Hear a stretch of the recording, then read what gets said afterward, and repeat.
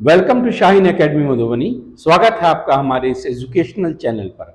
इस चैनल पर आप पाते हैं पढ़ाई लिखाई के लेक्चर्स और वीडियोस, और विशेष रूप से बिहार बोर्ड के लेक्चर्स आपको इस चैनल पर मिलते हैं। चलिए, आज हम रिवीजन करने जा रहे हैं गणित के क्लास 10 के छठे चैप्टर का। नाम है त्रिभुज, ट्रायंगल।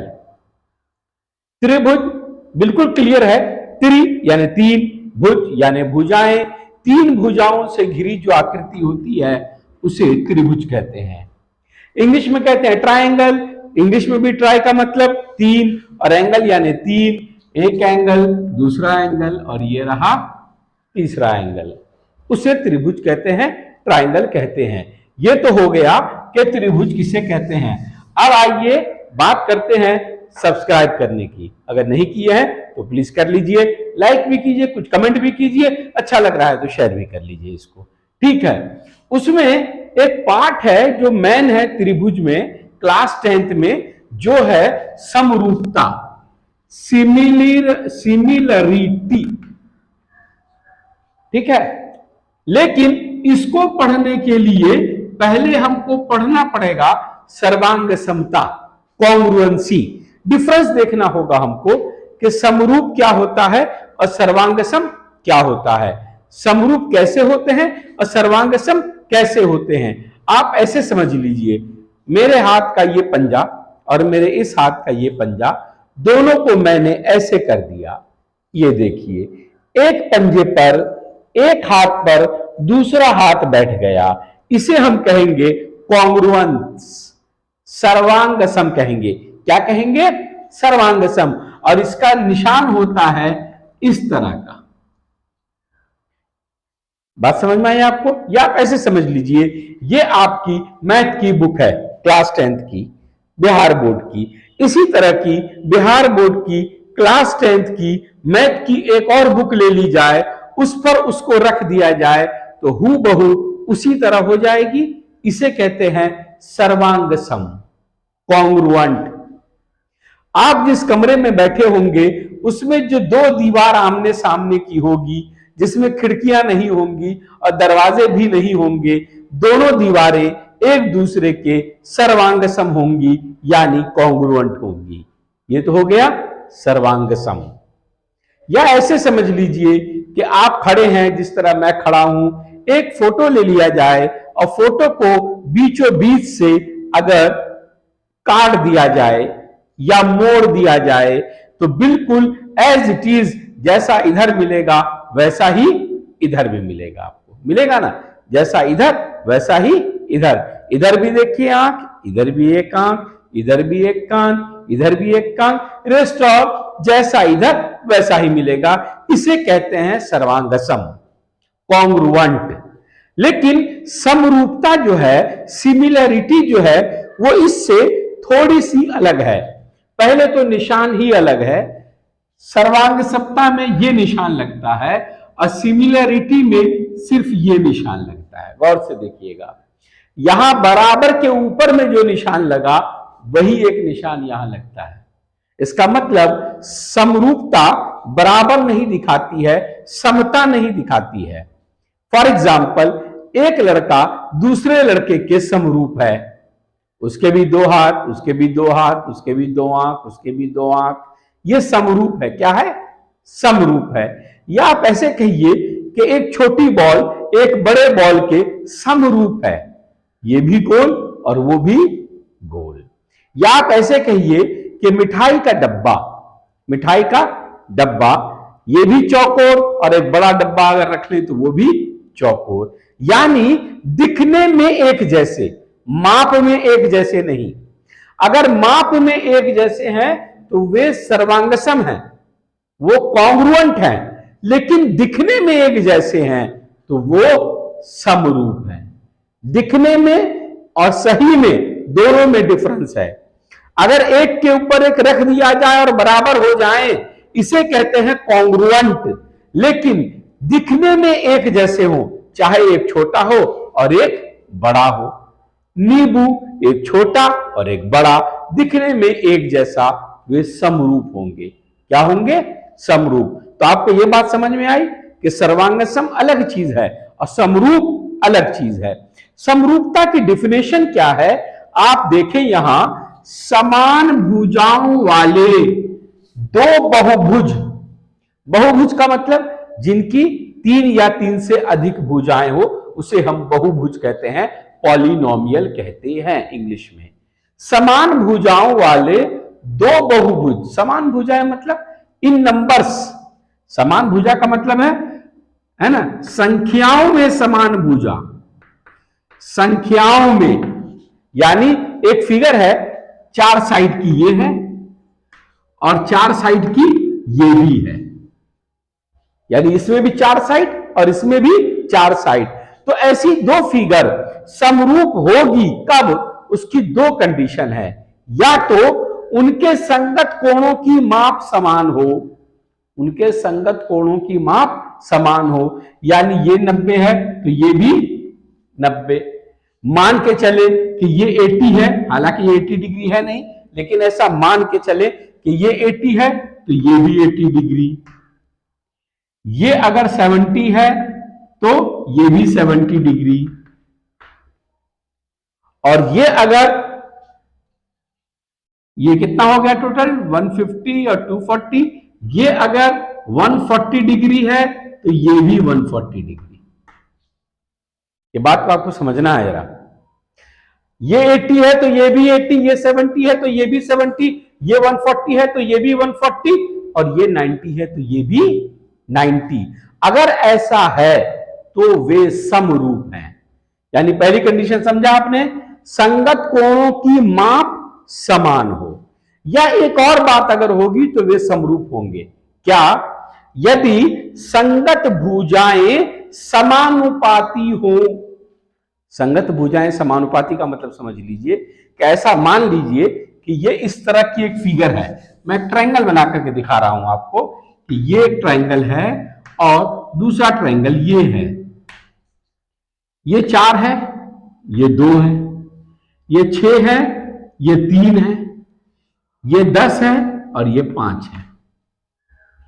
गौर से देखिएगा, ये 4 और ये 10, तो अगर इसको आप कर दें, इससे इसका अनुपात अगर मिला लें तो क्या होगा, 2/4, और इसका इससे अनुपात मिला लें तो क्या होगा, 5/10, और इससे अगर इसका अनुपात मिला लें तो क्या होगा, 3/6।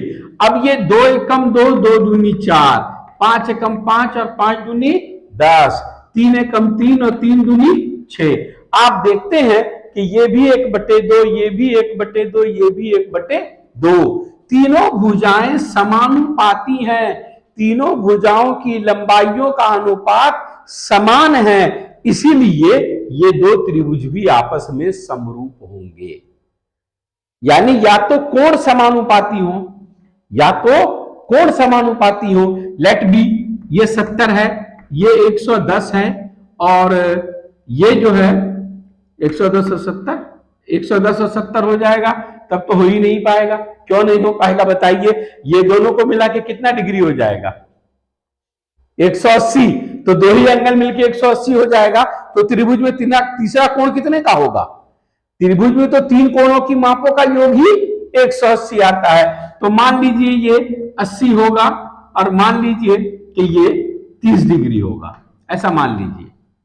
तो ये भी 70 होगा और ये भी 80 होगा और ये भी 30 डिग्री होगा।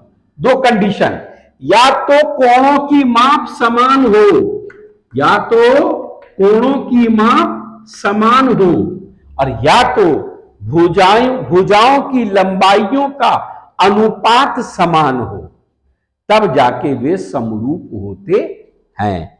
मुझे लगता है कि मैंने आपके सारे डाउट्स को क्लियर कर दिया होगा कि सर्वांगसम किसे कहते हैं और समरूप किसे कहते हैं। अब आइए कि जो समरूप है, क्या आवश्यक है कि वे सर्वांगसम भी हो, ये देखना होगा। समरूप अगर है तो क्या सर्वांगसम भी होगा, नहीं, ऐसा आवश्यक नहीं, ऐसा आवश्यक नहीं। मैंने आपको बता दिया है, सर्वांगसम का मतलब एक हाथ का दूसरे हाथ पर बैठ जाना, बिल्कुल एज इट इज हो जाना, उसे कहते हैं सर्वांगसम। लेकिन समरूप तो आप ये एक सर्कल है और ये एक सर्कल है, क्या ये दोनों सर्वांगसम हो सकते हैं? नहीं हो सकते, लेकिन समरूप है। समरूप तो हैं लेकिन सर्वांगसम होंगे ये आवश्यक नहीं, अब बल्कि नहीं होंगे। लेकिन अगर दो आकृतियां सर्वांगसम हैं, एक आकृति ये और एक आकृति ये, अगर ये दोनों सर्वांगसम हैं तो हम उन्हें समरूप भी कह सकते हैं। ऑब्जेक्टिव में सवाल आता है इस तरह से कि क्या समरूप आकृतियां सर्वांगसम हो सकती हैं या सर्वांगसम समरूप हो सकती हैं? तो आपको समझना होगा समरूप सर्वांगसम कभी नहीं होगा, लेकिन सर्वांगसम समरूप ऑलवेज होगा। यानी सिमिलर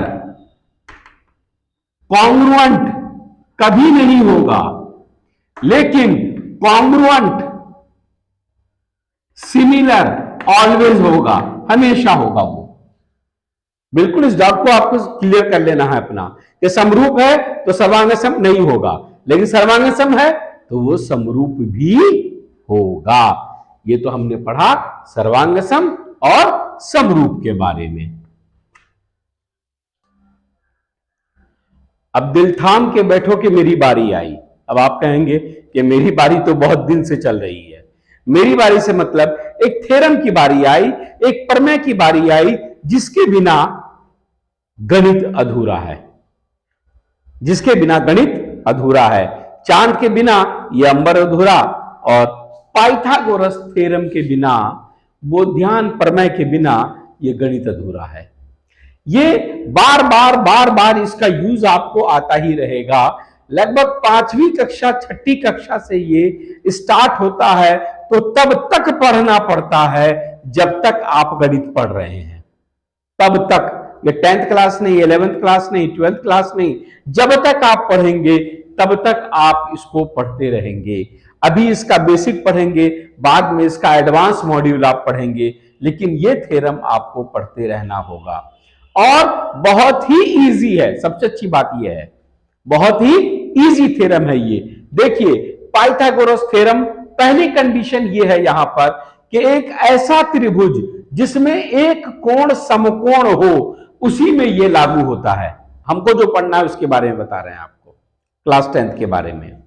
एक ऐसा थ्योरम जिसमें 90 डिग्री एक कोण बनेगा, उसी में ये थ्योरम लगेगा। अगर ऐसा कोई कोण बन गया जिसमें 90 डिग्री नहीं है, तो इसमें पाइथागोरस थ्योरम नहीं लगेगा।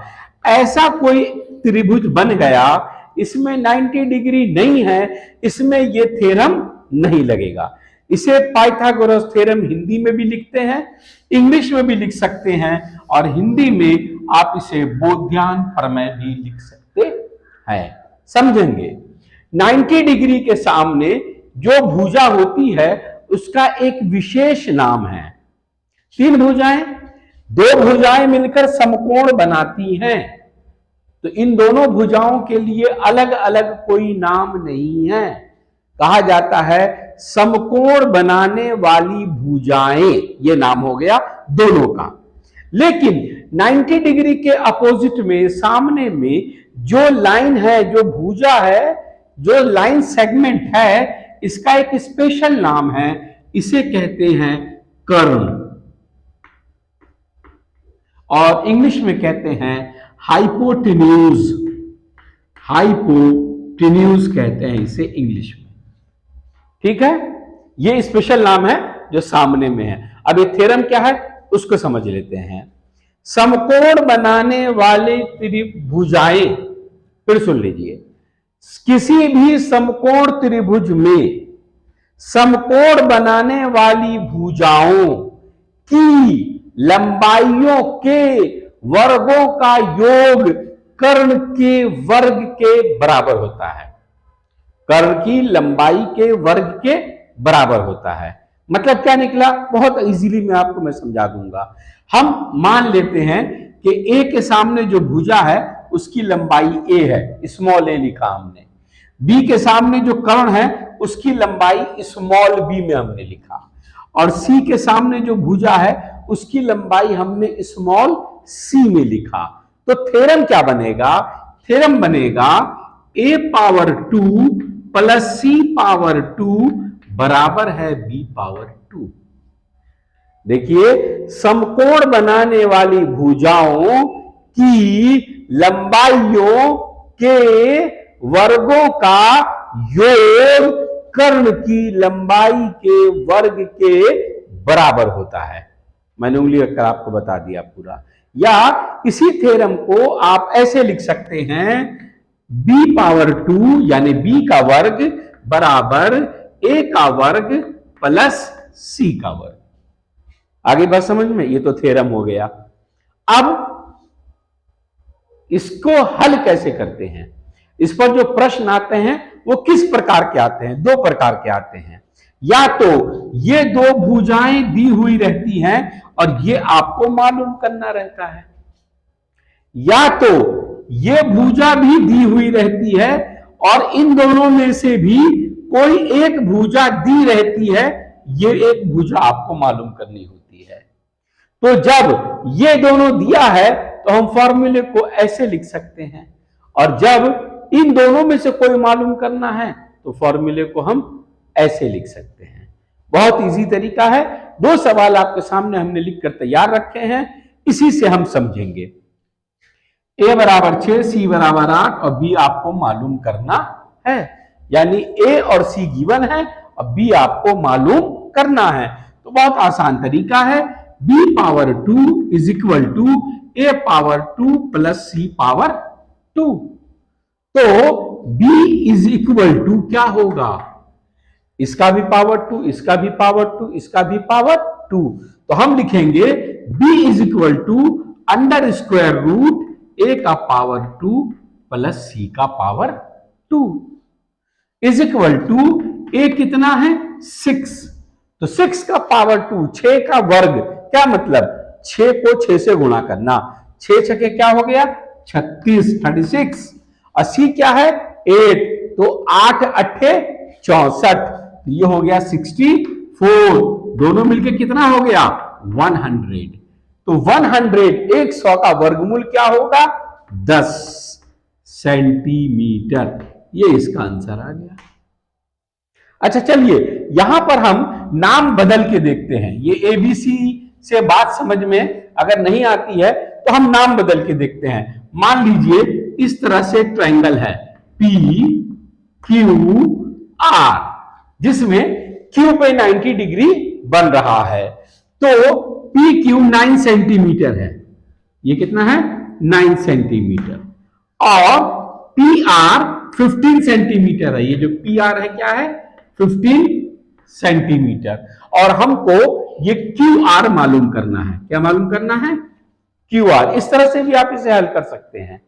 तो हम तो जानते हैं कि इसको और इसको प्लस करने से, यानी इसके वर्ग को प्लस करने से इसके वर्ग के इसके स्क्वायर के बराबर हो जाएगा। ये हम जानते हैं। और हमको मालूम करना है ये, तो हम ऐसे लिखेंगे पी क्यू पावर 2 बराबर है, पी क्यू पावर 2 उसमें प्लस करेंगे, प्लस क्यू आर पावर 2, ये बराबर है पी आर पावर 2। देख लीजिए, पी क्यू का वर्ग प्लस क्यू आर का वर्ग बराबर है पी आर का वर्ग। तो पी क्यू का वर्ग बराबर है पी आर का वर्ग, और क्यू आर जो हमको मालूम करना है उसको इधर रहने देना है। क्यू आर को जो मालूम करना है उसको यही रहने देना है, और जो मालूम है उसको उधर लेके चले जाएंगे, माइनस पी क्यू का वर्ग। तो क्यू आर क्या होगा? गौर से देखिए, यहां से भी वर्ग हटेगा और इन दोनों का वर्ग हटेगा तो वर्गमूल में आ जाएगा। वर्गमूल P R power 2 minus P Q power 2। तो पी आर यहां पे क्या लिखा हुआ है? 15। तो 15 का वर्ग, इसका मतलब हुआ 15 गुणा 15। तो 15 गुणा 15 कितना होगा? 225। माइनस पी क्यू कितना दिया हुआ है? 9।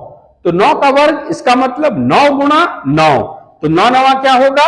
81 बराबर 225 में से 81 घटा दीजिए, 81 घटा दीजिए 225 से, तो आएगा 144, 144, 144 हो जाएगा। तो 144 का वर्गमूल यानी कि स्क्वायर रूट क्या होगा? स्क्वायर रूट अगर आपको निकालना नहीं आता है तो हमारे इसी चैनल पर एक प्लेलिस्ट है, उसका नाम है इजी मैथ, आसान गणित। एक बार उस तभी सभी वीडियोस को अगर आप देख लेंगे, 15-16 वीडियो हैं, अब बहुत छोटे छोटे टाइम के हैं, 12 मिनट, 10 मिनट, 8 मिनट, इतने ही के हैं, लेकिन अगर एक बार आप उसको देख लेंगे तो ये इसमें से जो कई बातें आपकी समझ में नहीं आ रही हैं वो समझ में आनी स्टार्ट हो जाएंगी। देखिए, एक मूवी है 2 घंटा 12 मिनट की, आप 2 घंटे बाद बैठेंगे उसे देखने के लिए, लास्ट 12 मिनट, तो क्या वो आपको अच्छी लगेगी या क्या वो आपकी समझ में आएगी?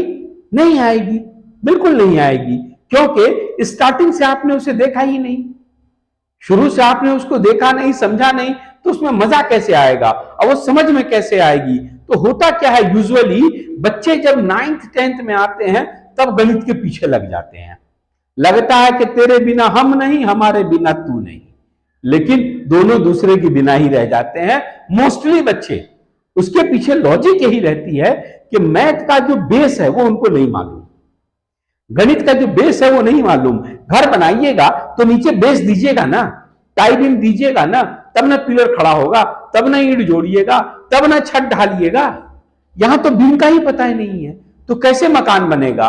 तो एक बार आप प्लेलिस्ट पर जाइए हमारे, उसमें इजी मैथ इस नाम से एक प्लेलिस्ट है, 15-16 वीडियोज हैं, छोटे छोटे हैं, जिसमें आपको वर्गमूल निकालना, वर्ग निकालना, बटे का जोड़, बटे का घटाव, है ना, ये सब चीजें समझा दी गई है, वहां से भी आप देख सकते हैं। तो 144 का स्क्वायर रूट क्या होगा? 12 सेंटीमीटर। ये हो गया आंसर फाइनल। बहुत ही आसान तरीके से आप कर सकते हैं पाइथागोरस थ्योरम। अब हम अगले लेक्चर में समरूपता के जो नियम है उनके बारे में पढ़ेंगे। तब तक मन लगाकर पढ़ते रहिए। Thank you.